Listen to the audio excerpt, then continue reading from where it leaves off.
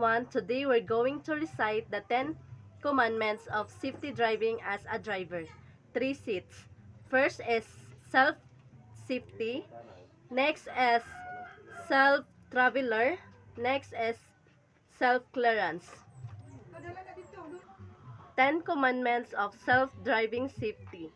Number 1, I will not drive when drunk, nor drowsy, nor fatigued. Number 2, I will not pass without care on curbs, nor hills, nor the view is unseen by my eyes. Number 3, I will not violate speed laws, nor exceed speed limits. Number 4, I do not disobey highway sign and traffic signals.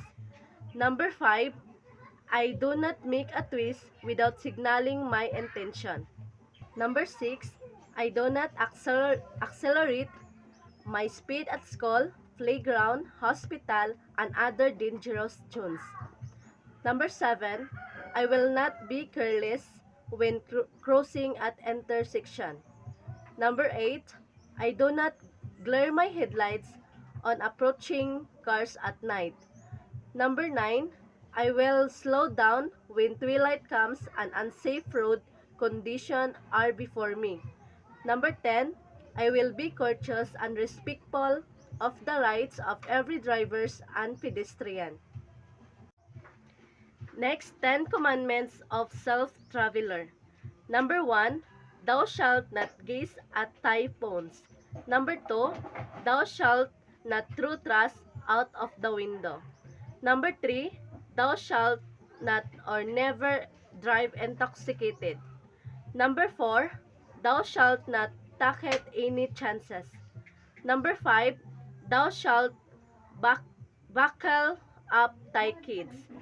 Number 6, thou shalt not drive on thy bright. Number 7, thou shalt not drive with one light or faulty lights. Number 8, thou shalt adhere to the speed limits. Number 9, thou shalt keep thy distance. Number 10, thou shalt practice patience. Last 10 commandments of self-clearance. Number 1, keep right. Number 2, observe road courtesy. Number 3, prohibited parking. Number 4, if in doubt, do not overtake.